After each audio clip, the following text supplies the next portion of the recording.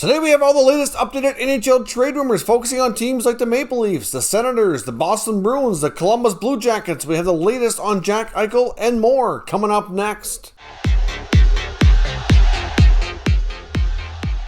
So welcome back to another video here at Top Shelf Hockey. Now, as I mentioned, today we have the latest NHL trade rumors from around the league, as well as some updates on some pretty significant injuries that have led to surgeries and players being out for an extended time here as well. I want to kick things off first, though, with a rumor going around about the Edmonton Oilers. Now, the Oilers, we know, have goaltender Mike Smith signed to a 2-year contract. They've yet to be able to find a way to move on from Mikko Koskinen, which many felt was one of their big offseason priorities, that there was just no way they were coming back with the same goaltending. So after Smith was signed, it's like, okay, Koskinen must be going some way. They were going to buy him out or find a way to trade him with an incentive or something, but that is yet to happen. Now, there's rumors that have surfaced that they're interested in maybe making a deal with the Columbus Blue Jackets. Now, we know the Jackets have two very capable goaltenders in Elvis Merzlikins as well as Jonas Korpisalo. And after the tragedy that happened with the Columbus Blue Jackets organization earlier in losing a young goaltender that was really close to Elvis,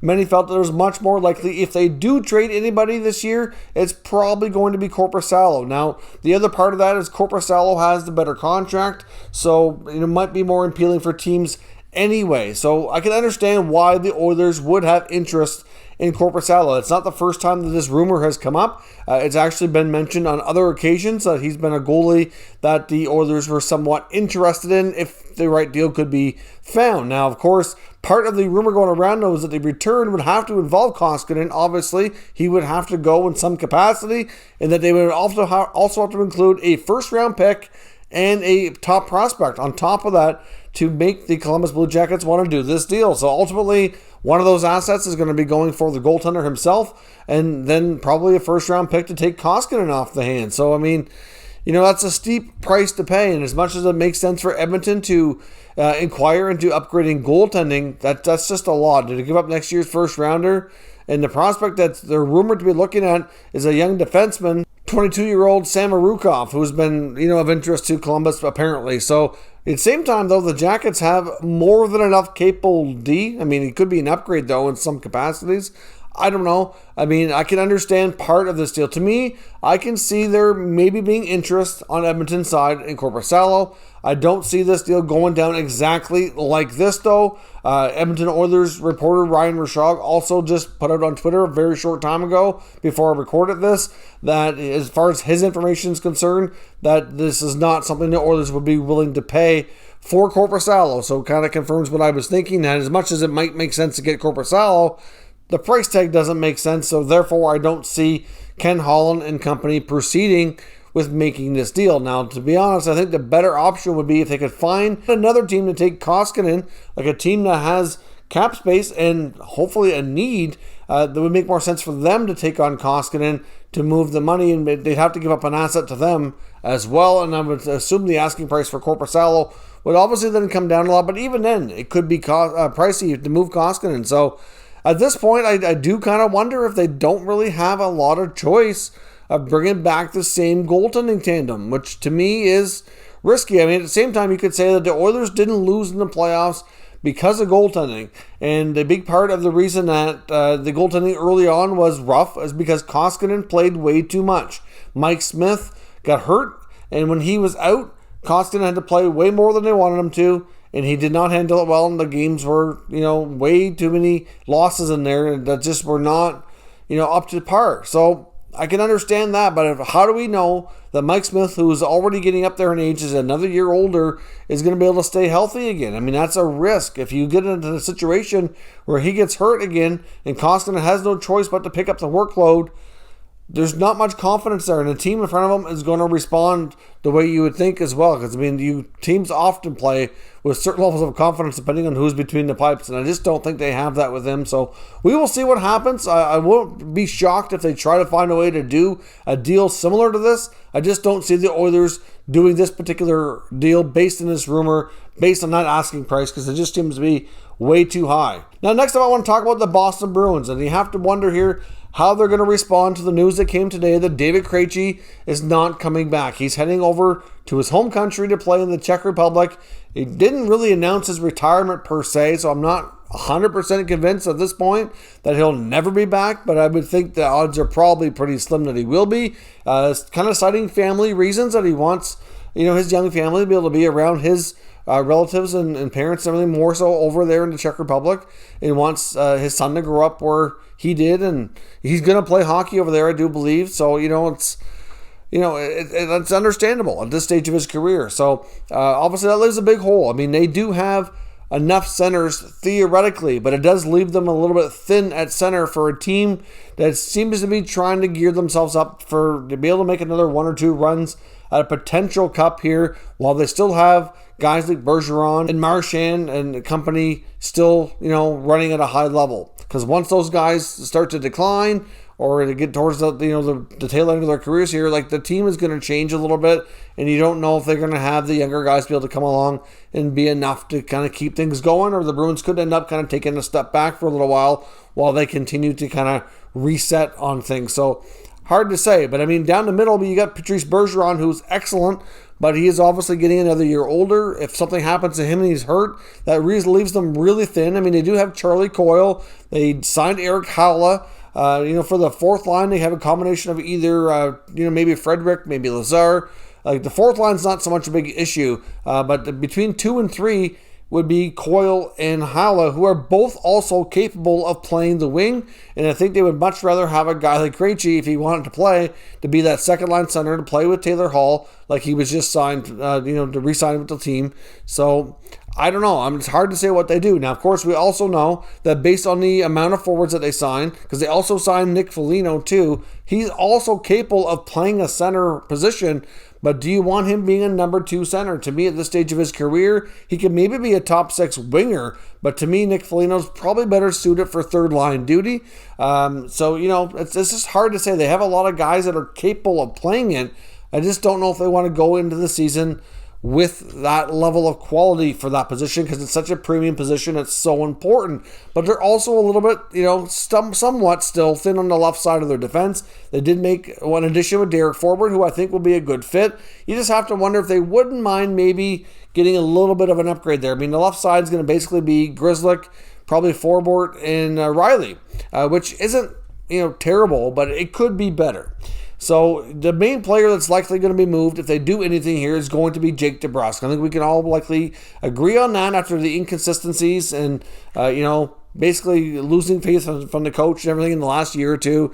It's inevitable that he needs a fresh start, I think. And if they want to move somebody, he's going to be the guy. And he can be used to acquire somebody who's also capable of being a middle 6 center or a left shot defenseman. I don't know which one they're going to kind of view as being more important here. Like I said, they have enough guys who can technically play center. I just don't know that they're going to want to go into the season with that as their options, because, like I said, they're going to want to continue to try to push to see if they can get another championship before some of their older players are, nearing the end of their career. So it's really hard to say what Boston does here, but we already talked about yesterday about the likelihood of DeBrusk being traded after all the other additions they've made, and now today we find out Krejci's not coming back. So to me, that creates more of a need. So we'll see. I mean, the Bruins don't have a ton of space. They don't have a ton of moves they can do elsewhere, and there's really not much out there that they can go after on a free agent market anymore. The free agent market is really starting to slow down, with a bulk of teams getting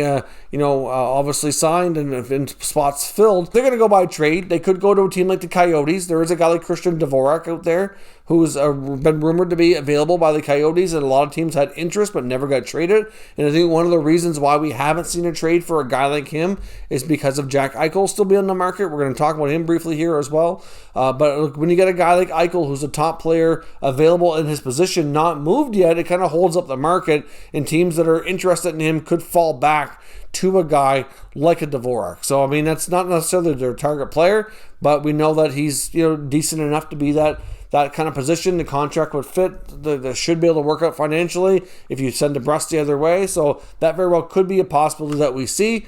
Hard to say exactly what they do. They could go for an extra depth defenseman or something, but I just think that after Krejci announcing he's not coming back, that's just going to ramp up the need for them to make another move, and DeBrusk is going to have to be the trade chip to get it done. Now, apparently the Toronto Maple Leafs are kind of looking for a top 6 winger and are not really being aggressive anymore when it comes to free agents. There's not much out there, so whatever we see from them are likely going to be done via trade. Kyle Dubas has made it known that the remaining cap space they have, which is around $3.5 million, that's kind of what he wishes to use it on. They have their goaltending situation figured out. They're going to be running with Mrazek and Campbell. They have their blue line for the most part in place. They signed a bunch of depth forwards like they did the year before, no big surprise. But the one area that they kind of need to fix here and replace is they need somebody who can kind of do what Zach Hyman did, essentially losing Hyman in their lineup, and they haven't really added anybody that's kind of capable of taking on that kind of spot in the lineup.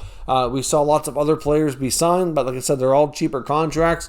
All players who could maybe fit in between line 3 and 4, or be like an extra spare part to be in and out of the lineup, that kind of thing. But they still have a need. At this point, it's fair to say the Leafs are not done, and they're not as strong as they were last year until they kind of figure out some things here. So who could they target? Well, there's certainly lots of players on the market. A guy like Jake DeBrusk that I just mentioned probably wouldn't happen, because obviously, like I just mentioned before, you don't really see too many deals between Toronto and Boston, even though we did have a small one a few days ago. But a more prominent roster player would probably be less likely. It was rumored that they were heavily interested in Connor Garland before he was packaged with OEL and sent to Vancouver. That was a player they really were keen on and had their eye on as well in Arizona, but that never worked out. So if you look around the league, there's certainly some options. But now with $3.5 million in cap space, it doesn't mean that it has to be a player making that kind of money, because you got to remember something's likely going out the other way. And there has been talk that a couple of players they'd be willing to move for the right deal, and that kind of player would be an Alex Kerfoot or an Ilya Mikheyev. Like one of those two guys very well could be included along with picks or prospects in order to make that kind of a trade acquisition for that kind of player. So we will see what happens. There is certainly some names out there on the market, but for the most part, I don't know exactly who they're linked to at this point. But Dubas has confirmed that's his wish list, and we'll see what they work out. Now, when it comes to the Ottawa Senators, they're certainly in a position now where we could see them maybe move a defenseman. I mean, they've made some acquisitions here in free agency that add some veteran depth defensemen, and based on those moves and the contracts they've given them, it just makes you wonder if one of their younger, smaller D, like an Eric Brandstrom or Victor Mete, might become expendable and could possibly be traded. I know a guy like Brandstrom, for example, has decent offensive skills, good breakout skills, but he has struggled in his own end, struggled with size and strength being a problem. I do kind of wonder how the organization feels about where he's heading with his development. So if he were the guy traded, I wouldn't be completely shocked. I'm not completely in favor of that. I think they should probably give him some more time here.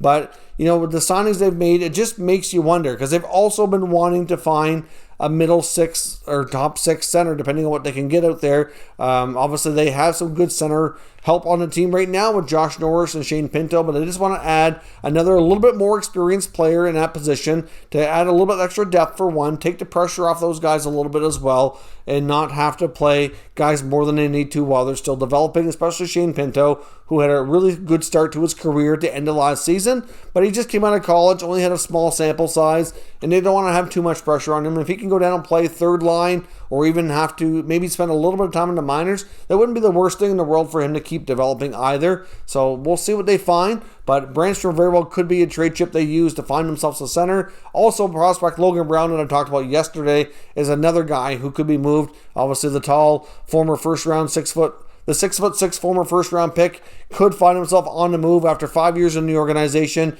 and having some developmental issues, it might be best for him to have a fresh start too. So it'll be interesting to see if they could use a couple of these prospects that could still be good outcomes and good projects for other teams to maybe pry away another roster player who can help them out here in the short term. But the Senators, if they do want to target a center like Christian Dvorak, who I mentioned for Boston, could also be a similar target for them, as well as Sean Monahan in Calgary. It's been heavily rumored the Flames want to shake things up with that core group of players, but at this point we haven't heard anything real concrete this offseason about any significant progress on making any trades, so it's really difficult to say which direction they go, but it wouldn't be surprising at all to see him involved. And he played his junior hockey in Ottawa too, so he's obviously familiar with the area. It could be going to a younger rebuilding team could be something to rejuvenate him, and it might be something that the Senators want to take a chance on. Now, Columbus is another team that has more than enough capable defensemen here as well that could have a D on the move. We've seen defensemen get snapped up in free agency and signed to some crazy contracts, but Columbus has obviously had a massive extension to Zach Werenski. They picked up Jake Bean via trade. They picked up Boqvist in the Seth Jones trade, and now with the other signings they've made, including signing Mikko Lehtinen, who was an RFA, and they still have Andrew Peeke, who's an RFA as well. Counting Peeke, they have 8 NHL defensemen under contract. They also have Gavrikov, they have Harrington, Kukin. They have more than enough capable guys back there. So obviously the Jackets, like I said, they could move Korpisalo, but not a given that they do. And then when it comes to the forward group, they're obviously going to have some issues there. Right now, they're probably a little thinner than they'd like to be, especially when it comes to a top center, but that's going to be difficult to do. I don't know if they're going to be able to use one of these D to do that kind of trade, but at the same time, it could be somebody that it's more of a depth role or just to fill another void, but teams are still looking for defensive help out there. A lot of teams have more than enough capable guys after all the signings they've made. Columbus has one of them, so it wouldn't be shocking to see them trade one of those depth needs just to find some help in other areas here. When it comes to the top player available on the trade market, Jack Eichel, there really isn't a lot of new information, although things do remain relatively quiet, but there is a couple of teams that were at least rumored to be interested and have had conversations with the Sabres. They had some interesting developments today, and you have to wonder how that might impact what they decide to do here going into the season. And first up with the Vegas Golden Knights, obviously they're a team that really has not addressed that center position. I mean, they've made some interesting additions and subtractions this offseason. Obviously they moved Marc-Andre Fleury, they just traded Ryan Reeves last night, and they brought in a guy like Dadonov from Ottawa, which is kind of mind-boggling in a way. I'm not really sure he's what they needed. They needed a center. They don't have that legit top center iceman, and that to me is what they really need in order to become a more of a threat to win a Stanley Cup. So obviously Jack Eichel makes a lot of sense for them in many ways. Of course, the price tag though is certainly high, like any team would have to pay, and it's questionable whether or not they even get a deal done. Now, there was comments today from GM Kelly McCrimmon after the Reeves trade talking about the fact that he doesn't feel that they're really going to be doing anything much more to really tweak this NHL roster, saying that they're probably going into training camp with what they have. Now, I found that quite surprising, especially with the news that we also got today that forward Alex Tuch is going to be requiring surgery and is going to be out for an extended period of time. He's going to be out for about 6 months.